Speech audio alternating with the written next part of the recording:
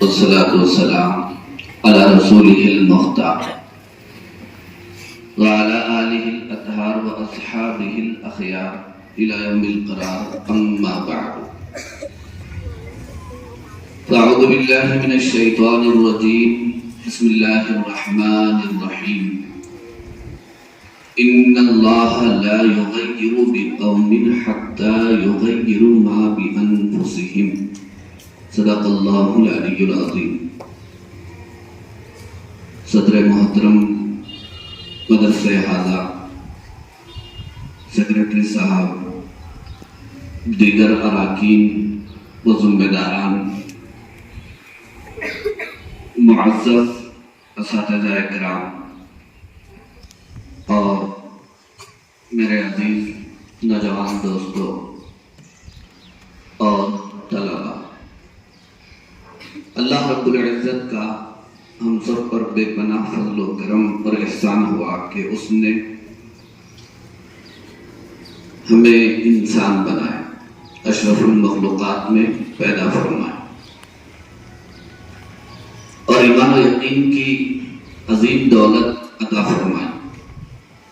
اسی طرح سرکار دو عالم سر کہہ دو صلی اللہ علیہ وسلم کی امت میں پیدا فرمائی. اللہ تعالیٰ کی ہم سب پر جہاں بے شمار نعمتیں ہیں، فضل و کرم اور احسانات ہیں، انہی میں سے ایک عظیم نعمت اور احسان وہ ہمارے لیے ملک ہندوستان بھی ہے. ہندوستان کا تعلق جہاں دنیا سے، اس کی تاریخ دنیا سے ہے، وہیں پر ہمارے ملک کی تاریخ اسلام سے بھی ہے. اور ہمارا ملک ہندوستان بہت ہی قدیم اور پرانا ملک ہے.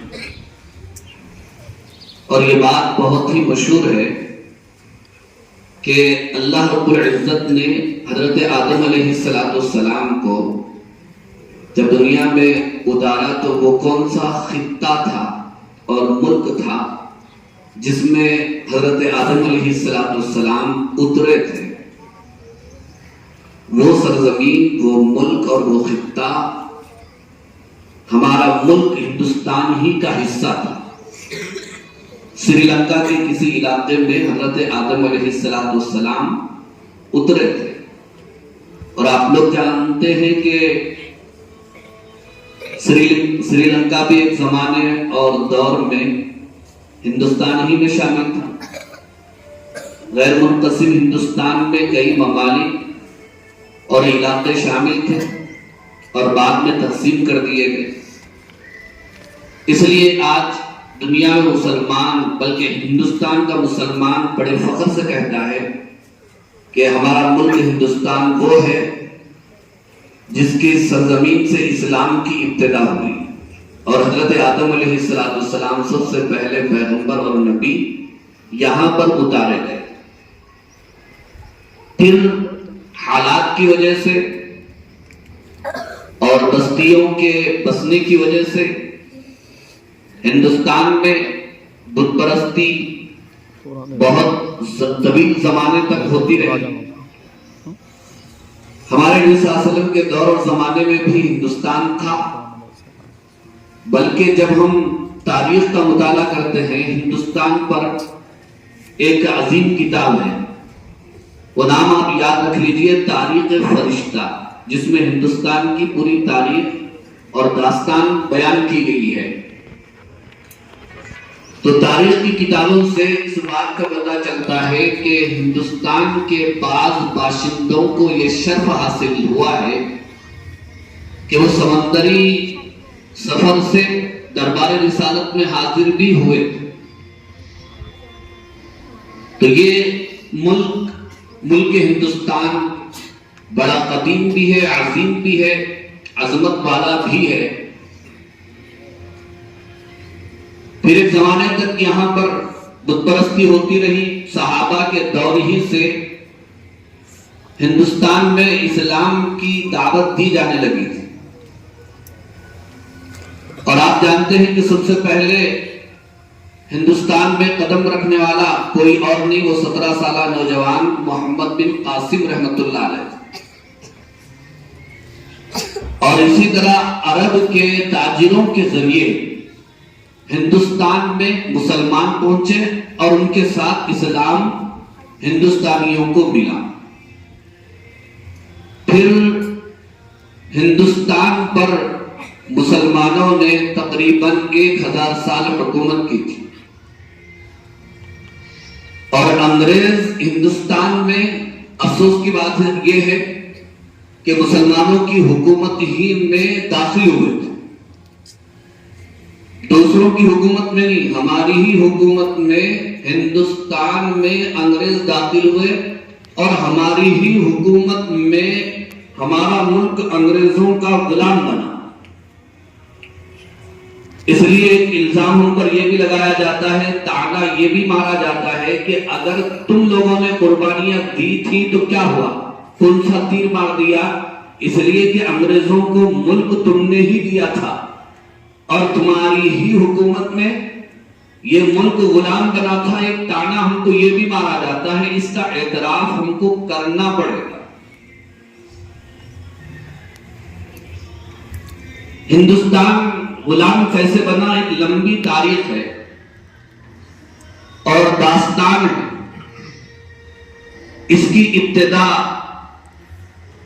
15ویں صدی عیسوی سے ہوتی ہے، جب یورپ کے کچھ باشندے ایک عربی ملاح واسکو ڈی گاما کے ذریعے ہندوستان پہنچے تھے تجارت کی غرض سے، اور ان کا دیکھا دیکھی دیگر ممالک کو اور انگریزوں کو، خاص طور پر انگلستان والوں کو منہ میں پانی آیا تھا۔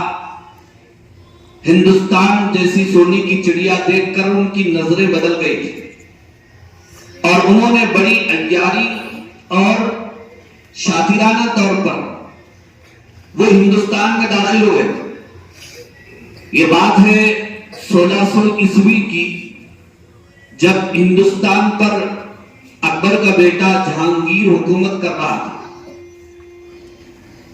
تو ایسٹ انڈیا کمپنی کے نام سے یہ انگریز جہانگیر سے اجازت لیے اور یہ کہا کہ ہم آپ کے ملک میں یہ تجارتی کمپنی قائم کریں گے، خود بھی ترقی کریں گے اور آپ کے ملک کو بھی خوب ترقی دیں گے۔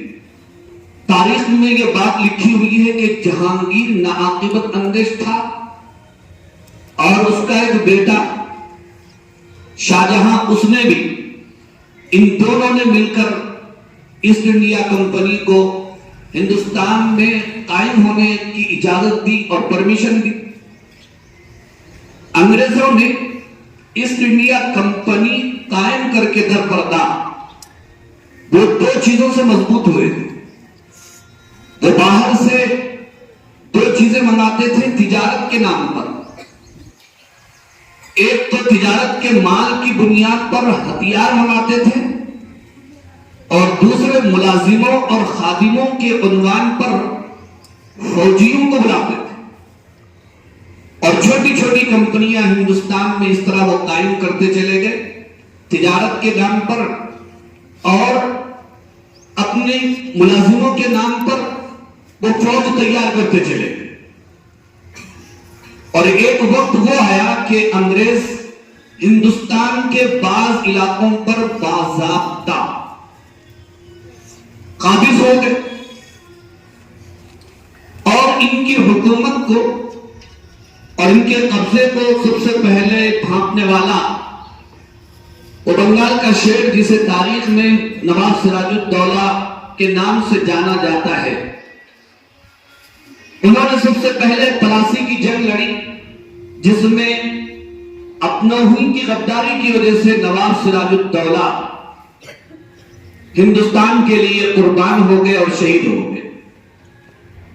تو دوسری طرف شیر میسور ٹیپو سلطان اٹھ کھڑے ہوئے، جو بڑے بہادر تھے، جن کی نیک نامی، تقویٰ و طہارت، بہادری اور شجاعت سے پوری دنیا واقف ہے. کہا جاتا ہے کہ آج بھی انگریز اپنے بچوں کو ٹیپو سلطان کا نام لے کر ڈراتے ہیں، جنہوں نے شیر سے جنگ لڑی تھی. سلطان ٹیپو نے بھی بہت کوشش کی، لیکن وہی بات تھی کہ اپنوں کی غداری اور بے وفائی کی وجہ سے وہ یہ کہتے ہوئے دنیا سے چلے گئے اور شہید ہو گئے کہ گیدڑ کی 100 سالہ زندگی سے شیر کی ایک دن کی زندگی بہتر ہے. تاریخ کے اندر یہ بات لکھی ہوئی ہے. سلطان ٹیپو رحمت اللہ علیہ کی لاش پر کھڑے ہو کر انگریزوں نے اعلان کیا تھا کہ آج سے ہندوستان ہمارا ہے. اور اس وقت دلی میں مغلیہ سلطنت تھی جو طوائف الملوکی کا شکار ہو چکی تھی اور اس کی جڑیں ہل رہی تھی، کمزور ہو رہی تھی. اس کے بعد انگریزوں نے دلی کا رخ کیا. اس وقت جو بادشاہ تھا جس کا نام شاہ عالم ثانی تھا، اس سے انگریزوں نے ایک معاہدہ لیا تھا کہ خلق خدا کی، ملک بادشاہ سلامت کا، حکومت بہادر کمپنی کی، یہ نعرہ لگایا گیا اور اس پر شاہ عالم ثانی کی دستخط لی گئی. اس نعرے کے بعد سب سے پہلا فتویٰ ہندوستان میں انگریزوں کے خلاف دینے والے اور اس بات کا اعلان کرنے والے کہ آج سے ہندوستان دارالحرب بن چکا ہے اور ہم انگریزوں کے غلام ہو چکے ہیں، لہذا جنگ آزادی ہم پر فرض ہے اور غلامی سے نجات لینا لازمی اور ضروری ہے. سب سے پہلے فتویٰ دینے والے وہ شاہ عبدالعزیز محدث دہلوی رحمۃ اللہ علیہ. ان کے اس فتوے نے پورے ہندوستان میں جنگ آزادی کی آگ لگا، جس کی بنیاد پر ان کے ہی دو مشہور شاگرد تاریخ کے صفحوں پر، جن کا نام شاہ اسماعیل شہید رحمۃ اللہ علیہ اور سید احمد شہید بریلوی رحمۃ اللہ علیہ کے نام سے لکھا گیا ہے، پورے ہندوستان میں دورے کر کے ہندوستانیوں کو اور لوگوں کو آزادی کا شعور دلایا. چنانچہ انگریزوں نے ان کے خلاف بہت خطرناک ایکشن لیے. فتویٰ دینے والوں کے خلاف بھی، جہاد لڑنے والوں کے خلاف بھی. ان کے گھروں کو لوٹا گیا، ان کی زمینیں ضبط کر لی گئی، ان کو جیل کی سلاخوں کے پیچھے ڈال دیا ہے. ایک لمبی داستان، لیکن جذبہ آزادی ہندوستانیوں میں ٹھنڈا نہیں پڑا، خاص طور پر مسلمانوں کے درمیان. مسلمان لڑتے رہے، جہاد کرتے رہے، انگریزوں سے نبرد آزما ہوتے رہے اور مختلف علاقوں میں، مختلف زمینوں میں، شہروں میں جنگ آزادی ہوئی. 1847 کی جنگ آزادی ہندوستان کی تاریخ میں بہت مشہور اور معروف ہے. 1857 کی جو جنگ آزادی تھی، انگریزوں نے اس کا نام غدر کا نام دیا اور اس میں جتنے بھی شریک ہوتے ان کو جیل کی سلاخوں کے اندر ڈال دیا گیا، کالا پانی کے اندر ڈال دیا گیا. علماء اکرام بھی اس میں بہت پیش تھے. ہزاروں کی تعداد میں علماء کو شہید کر دیا گیا، ہزاروں کی تعداد میں مسلمانوں کو شہید کر دیا گیا، بے گھر کر دیا گیا اور چن چن کر انگریزوں نے خاص طور پر مسلمانوں سے انتقام لیا. اس طرح افراتفری کا عالم ہوا، لیکن یہ آزادی کے خلاف مسلسل جدوجہد چلتی رہی اور ہمارے بزرگان اور ہمارے بڑوں نے آزادی کے لیے، ہندوستان کی آزادی کے لیے قربانیاں دی، جس سے واقعیت ہم سب کو لازمی اور ضروری ہے. اس لیے کہ جو قوم اپنی تاریخ بھول جاتی ہے اس قوم کو دنیا بھلا دیتی ہے. آج ضرورت اس بات کی ہے جب یوم جمہوریہ کے موقع پر کہ مسلمان خاص طور پر اپنی تاریخ اور اپنے وطن کی تاریخ یاد رکھیں اور اپنی نسلوں تک پہنچائیں. بالآخر ہندوستان جیسا کہ آپ حضرات جانتے ہیں 1947 عیسوی 15 اگست 1947 عیسوی کو انگریزوں سے آزاد ہوا الحمدللہ۔ آزادی کے بعد سب سے بڑا مسئلہ تھا آئین اور دستور کا۔ آزادی کے بعد بھی کچھ دنوں تک انگریزوں کی حکومت ہی کا قانون ہندوستان میں چلتا،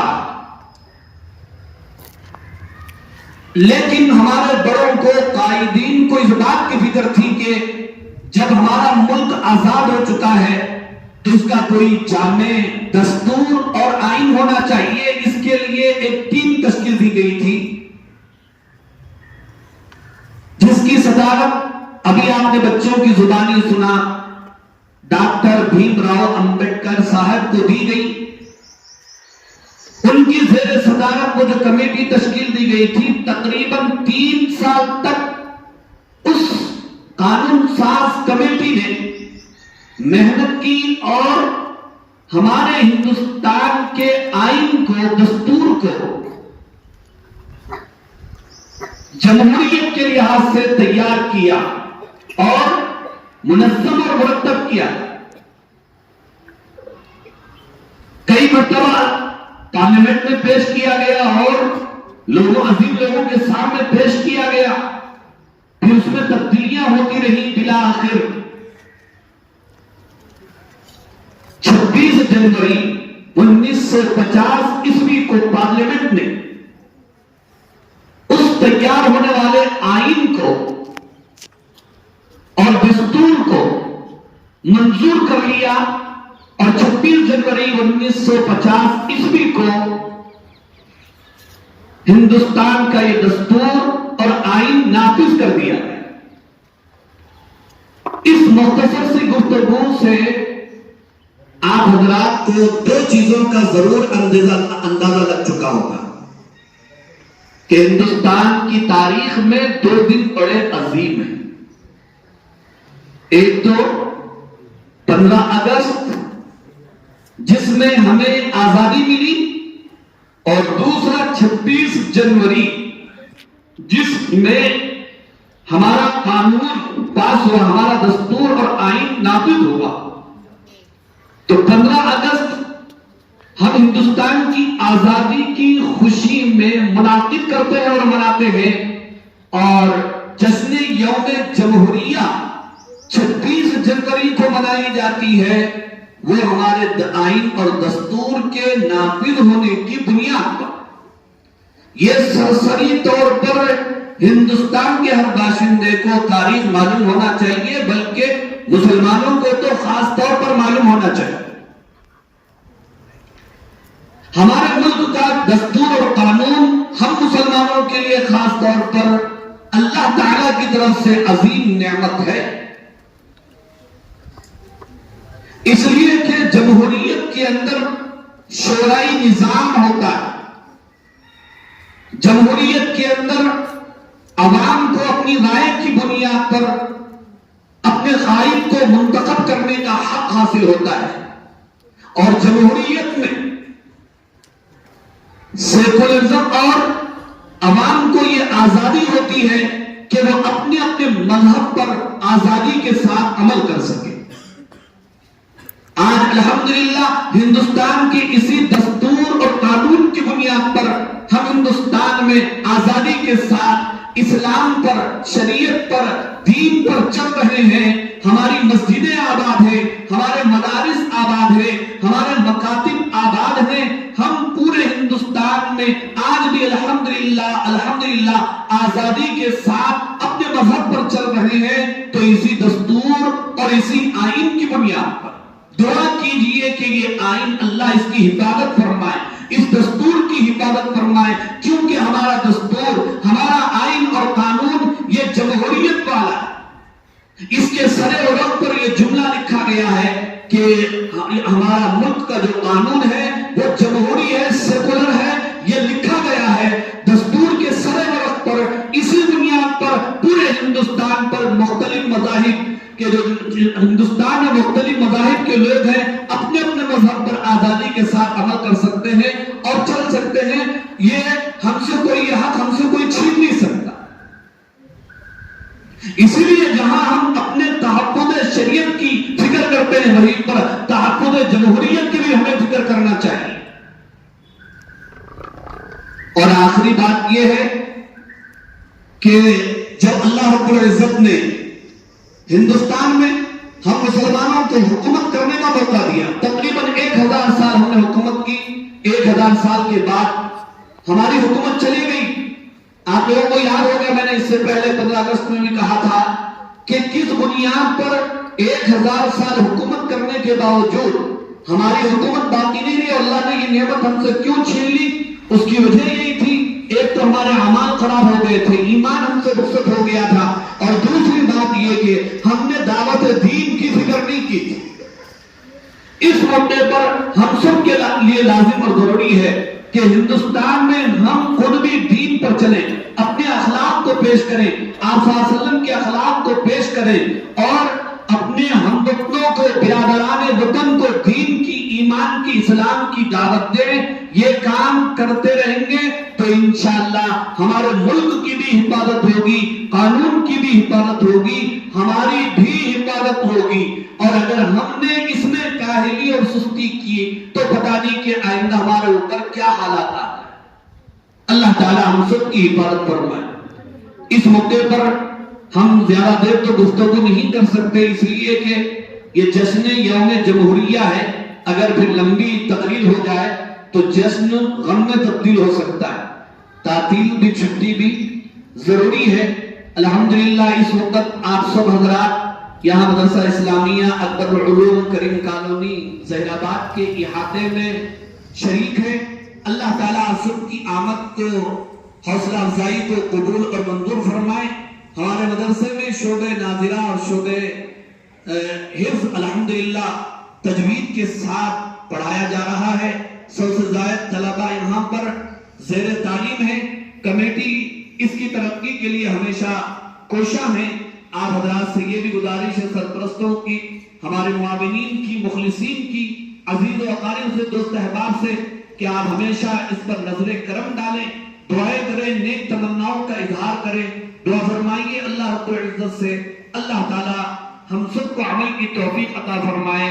وآخر دعوانا ان الحمدللہ رب العالمین۔ درود شریف پڑھ لیں انشاءاللہ۔